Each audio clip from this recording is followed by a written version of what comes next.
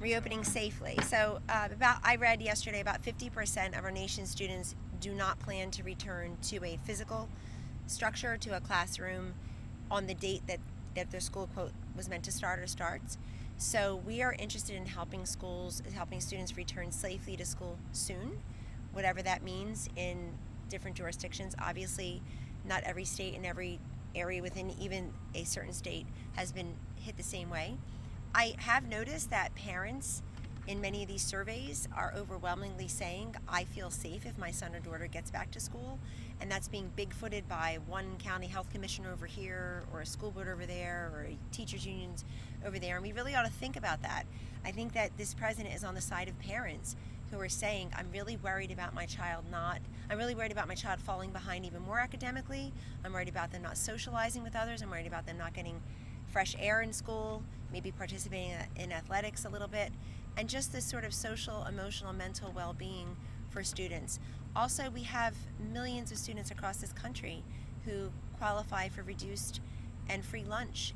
This is where they get their nutrition. This is where 1 out of every 5 child abuse cases are detected in our schools. So we know that there's relatively low risk, not no risk, relatively low risk for kids of this age, thank God, to contract and to be hospitalized and worse from COVID-19. But we know the risk is very high if we keep these kids in lockdown and out of schools indefinitely. So today we're going to be announcing some additional measures to help schools reopen safely, in addition to what the president expects Congress to do and wants Congress to do when it comes to the schools, in addition to what's already been allocated resource-wise. We're the federal government. We're not telling school districts what to do. We're providing guidance and resources to those school districts. What kind of measures? Well, you'll wait for the announcement. I hope you'll be there, and we'll be putting out a fact sheet as well. And I will talk about it. I'm doing a surrogates call, I think, right now about it, and some additional local media across the country. But I'll be asking the questions of the president and the vice president, and I'm sure you'll be shouting some additional ones about that. But we want to make sure that our students remain part of the conversation and consideration when we talk about when to reopen, how to reopen, and I, again, want to say the most important word, in my view, is how to safely reopen schools. Yes. So anyway, President Trump has said that Kamala Harris or that Joe Biden is owned by the radical left. Can you explain what you mean by that, or what the administration means? Sure. Well, that's pretty obvious. It's been kind of disappointing for someone like me who grew up in the Delaware Valley outside of Philadelphia, Joe Biden territory, to watch him really migrate away from some of his more reasonable positions of many years over to becoming a wholly owned subsidiary of the radical left. I don't know how we can deny that when he's got the Bernie manifesto. Here's a candidate who's successfully secured the Democratic nomination, not being for socialized medicine, government-run healthcare, Medicare for all, who now is for all of those things, and just chose somebody. Yes, it is true. Yes, it is true. No, it is true. He's for Bernie's manifesto, and now he's got. And I think that it's not a coincidence that both Elizabeth Warren and Kamala Harris, when they were running for Democratic nominee unsuccessfully, both got tripped up when they were trying to explain their health care plans. I think it was CNN's Jake Tapper that was asking Senator Harris for very specific answers, good for him, on Medicare for all. And then it was when Elizabeth Warren had to explain how she was going to pay for her radical government-run health care program that she also got tripped up. It is not just the ACA. And while we're on Obama-Biden care, we have millions of Americans who have no health insurance right now as we speak, 10.5 years after that became the law of the land. Biden was part of the biggest lie of the last 10 years. You can keep your plan, you can keep your doctor. That just was not true. And to that single mom who still has 2 kids, 2 jobs, 2 commutes, and no health insurance, we're here for her. That's why this president, the healthcare president, has taken action over time and will continue to make sure more Americans have access to quality health care. Oh, you saw the whole list last week. You may have been in the briefing room. I'm sure you were watching if you weren't. I'm happy to send you the piece of paper. Associated health plans, healthcare reimbursement arrangements, surprise medical billing, price transparency. We've also stabilized a lot of the Obama-Biden exchanges, which were bleeding insurers. Also, look what he's done under COVID-19. we took the first steps as a federal government to say free testing and free coverage completely for the uninsured if they have COVID illness and they're hospitalized. We have reimbursed our hospitals over $175 billion and counting. We are developing therapeutics and vaccines at a breakneck record pace. We have also been working with the private labs, commercial labs, public labs to ramp up testing. We're close to 65 million tests. This is all healthcare to people. And you know what healthcare is to Americans? It's not one more argument about health insurance. It's preventing and curing diseases and improving health outcomes. And this president has been working on that from day one. Yes. Kellyanne, has the president and his administration, or his campaign, I should say, figured out its messaging as it relates to Senator Harris? We were just talking about her background in California as an attorney general. President Trump yesterday from the podium was talking about the fact that she was nasty to Brett Kavanaugh. Is there some mixed messaging going on in terms of how her approaching her? No, but I saw you earlier talking about how we can't say certain words or certain words mean a certain thing too. And I'd be careful about that, not just because all those words are said by all of you about people like me, but also because I guess we don't treat all women the same, especially women who were the first and made history, but that's all right. I'll have my say one day. But until then, and while I'm working here and not on the campaign, I will say a couple things. Number one is that I think that this country, we can do two things, and I'm going to do two things right now. As the campaign manager in 2016, the first woman to ever run a Republican presidential campaign, and the first woman ever to successfully manage a presidential campaign.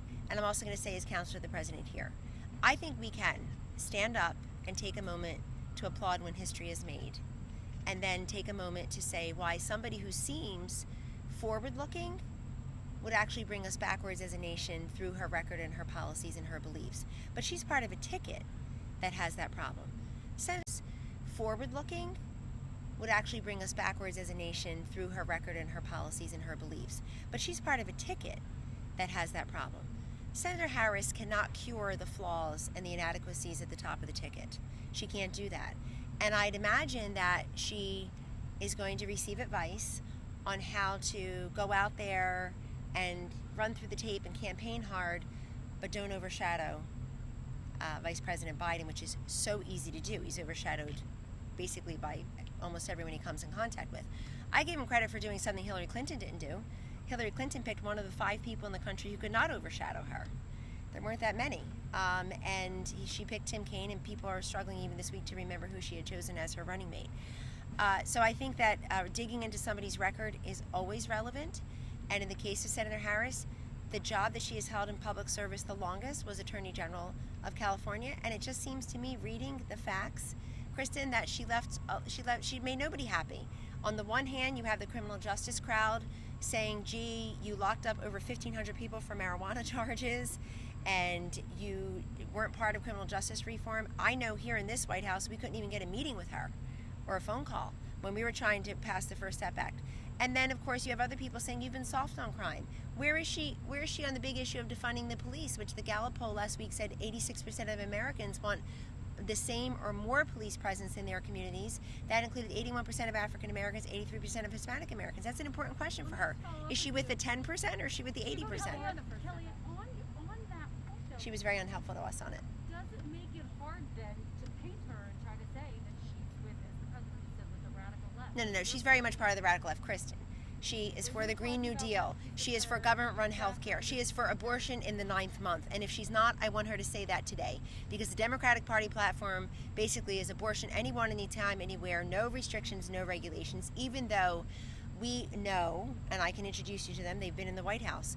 People who have survived abortions, we know people who survive outside of the womb at 22, 23, 24 weeks and go on to have great lives, God bless them. So if she's not for late-term abortion, if she's not for sex selection abortion, if she's changed her mind on voting against abortions after the 20th week because she voted against that as a United States Senator, I'm open to hearing that. She's radical But on her law enforcement on everything. She's does that make it To follow on Kristen's question, though, is she radical left, or is she someone who the left of the Democratic Party would be unhappy with? It sounds like you're saying both. both. I said she left nobody happy when it came to law and order, which is the number one job she had.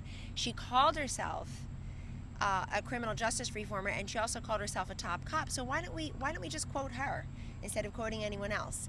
And I hope you'll do that because, folks, it's very disheartening to watch. And I think some of them should recuse themselves. People excited about what jacket she's going to buy and just giggling, some girl time in a dressing room. It's like, can you imagine, honestly, can you imagine you've got people who are in the media who were part of her fundraisers. You have the New York Times do a big spread, I mean a wall-to-wall picture of Kamala Harris as opposed to Mike Pence, hardened reformer, or I don't know, intractable something. Now he's the vice president. So I really hope that we're going to see fair coverage because America deserves that. They're trying to get information, not opinion, when it comes to who these folks are. Carol, what I said was on the issue of law and order and public safety, this was her number one public service job, meaning the place she served the longest, and that people are going to dig into that. On that issue, I think she left everybody unhappy. But on these other issues, as a United States Senator, there's no question she's hard left. It actually wasn't even enough for the Democratic Party. I mean, the Democratic primary and caucus voters rejected Kamala Harris. The rest of us are supposed to get excited and vote for her. They rejected her. I think her complete collapse allowed Joe Biden, for a while Elizabeth Warren, Bernie Sanders, Mayor Pete Buttigieg, Amy Klobuchar, another woman in the race, and indeed Michael Bloomberg, who apparently was dissatisfied with all of them before he embarrassed himself. None of them were happy with her candidacy. And I'm sure they're all going to be on board now. And that's fine, but she can't cure the top of the ticket's inadequacies. I'll tell you, Joe Biden, I would tell the campaign, since you asked me, I would just say, campaigns, I just say generally, they have to be careful. Kellyanne Conway is campaigning. You asked me the question. I'm not on the campaign. Got to attack the top of the ticket. Got to be doing that more than you're attacking the number two, for sure. And that is, somebody wants to be vice president of the United States, regardless, or president of the United States, regardless of their gender, whether they're male or female, they ought to be able to answer the tough questions without saying, oh no, you can't speak about women a certain way. Look, was this country in 2016 ready for a female president? Absolutely. Just not the one that was running. And so we had women as a majority of the electorate in 2016, and Donald Trump became the president. It's very advised. Today's 4 years to the day since Mr. Trump, almost to the hour. Mr. Trump asked me to be his campaign manager. We announced it 5 days later because I can't keep a secret, and I didn't tell other people because they do leak, including the other person he asked to come on board. And so we had an exact conversation about running against a woman 4 years ago today. Kellyanne, Just to Joe, put and then a finer point on please. it, ask the question one more way. Doesn't that record of being a prosecutor, being the former Attorney General of California, sort of undercut the Trump argument that the Biden presidency campaign is going to be soft on crime? No, she's very soft on crime. She just said she made joyful noises recently about the reductions in the police budget that LA is making. And I guess the best question for her, Joe, and I hope you guys will ask it, is instead of saying, do you look nice in this jacket, how embarrassing, and by the way, how sexist. You got to get back to your colleagues over there, by the way. I guess the best question for Kamala Harris is, do you support defunding the police? Joe Biden has said he doesn't. Does she support that? And I noticed overnight some people are very disappointed in Vice President Biden's pick because they say she's not somebody who matches this moment where they want to defund the police, where they're more Bill de Blasio, who also lost in the primary. I'd even forgotten about his run in the primary. So she's in a tough position on law and order and public safety because you're saying she was a prosecutor. She called herself the top cop. She put people away for marijuana use, and then she let go people, gave plea deals to defendants who had done far worse than marijuana use. She is going to be expected to answer for that record. She let go people, gave plea deals to defendants who had done far worse than marijuana use. She is going to be expected to answer for that record. And that is the basic, I think, cost of admission for anybody who's a reporter to be asking the Biden-Harris campaign. I also wonder, I always thought that she was the safest, most obvious, unsurprising pick for Joe Biden. So that didn't surprise. But when I was reading yesterday before he announced, I thought, well, maybe I was telling Tom, maybe he won't pick Senator Harris because they already staffed her up, whoever the nominee is, and we knew it had to be a woman. He had said that early on. Hi, John. I'm like, why are they choosing staff for Senator Harris? She already has staff. She's already comfortable with people. But I also read in some places she ran, a troubled, leaky campaign. Maybe they're worried about that. and she ran an unsuccessful campaign. She pulled out before a single vote was cast. Folks, in the Democratic primary and caucus, the Democratic primary and caucus voters weren't going for Kamala Harris. So I think there's a lot of work to do to get the rest of America to support independents, quote, never Trump Republicans, whatever that means these days, other than making a lot of money and getting a lot of blue check marks in the media to cover every jot and tittle, every scintillating nonsense thing. So, sure, I mean, how are they going to get a lot of the voters who are undecided when she's going to be asked to answer, are you the top cop or are you the criminal justice reform? I think it's an important question. I can quote Senator Harris on that. Kellyanne, do you think A new one, and then I'll come back. Yeah, On Brett. the coronavirus, you mentioned the president would be calling on Congress to take some actions. Do you think Congress needs to pass another bill? And what would you like to see in it as far as? Sure, we've made very clear what needs to be in it. We were hoping they would give that 1 week extension 2 weeks ago. They failed to do that, so the president took executive action. We want school choice now passed. I actually want to go bigger and bolder. I think the money should follow the student. That money there is there for the student, is not for the big black hole of government so they can just run it, put it into whatever fund they want or pay whatever bill they have. It is per student. That's why we pay our taxes, so that the student benefits. And if these parents can find a school that is opening, that they feel their child will be safe, it's safely reopening, that their child can get a good education, then the parents should have every right to use that money that is there for their child. So pure school choice, we've never had a better chance to get that done. I have no idea why Democrats, including Biden and Harris, are against that, helping school students. I have no idea why they're standing in the door, not allowing kids out of failing schools and into better schools. I have no idea why they voted against DC Opportunity Scholarships. Another great question for them, another radical position to not allow these kids in schools, in these kids in Washington, D.C., where we stand, where I live and work, to not have a better opportunity for their parents to not have a greater say as to where they go to school and what is taught there than a bunch of senators kowtowing to the teachers' unions. We love teachers. They love the teachers' unions. And so we want that. We want economic relief. We want to make sure small businesses and aspiring small businesses can continue to survive and thrive. We want to make, and this is why the president took executive action. He said, if you're looking at your rent bill, I want to make sure you're not evicted. If you're looking at your student loan payment, I want to make sure that you don't have to worry about that for the rest of the year, for the rest of 2020. So we want them, but he suspended the payroll tax because he wants to make sure that that these businesses continue to flourish and can meet their payroll and have more money to meet their expenses. So I have no idea, other than November 3rd, why the Democrats left the negotiating table, but this president is looking at how you're paying your bills on August 3rd, September 3rd, and October 3rd. And the Democrats seem most interested in November 3rd. Kellyanne, to follow up on that, on the stimulus, do you think voters will blame the president for making the end run around Congress if the unemployment money runs out at the end of next month? I think they're going to blame the Congress because they saw Congress absent from their job most of the last several months. They're voting virtually, they're not here. When they do show up, some of them are on TV more than they are in the negotiation room or in the hearing rooms, I've noticed. And I have a great tally if you ever need it. And so they know that Pelosi and Schumer walked away from the negotiation table. And you know what they're going to see next week, Jordan? They're going to see Democrats at their convention in speaking roles, hurling more invective toward the president rather than getting back to the negotiating table and being there to represent the people. Their title is representative, and they should be representing the will of the people. The people do not want the police to fund it. The people want a little extension on these benefits. The people want to make sure they can stay in their apartments and their homes and their businesses. They want to make sure that they can live freely and safely within the communities they've chosen to live and to put their children in school. We want to make sure that the money is there for COVID-related relief also. So I was very heartened and came out here and told you such when we had overwhelming bipartisan, almost unanimous support for the CARES Act, because that brought immediate relief, and it showed that people really can work together very quickly. But as we creep towards the electoral calendar, the absentee ballots go out from North Carolina September 4th. That's 3 weeks from now, barely. Then I notice people are hissy-fitting and hemming and hawing away from the negotiation table.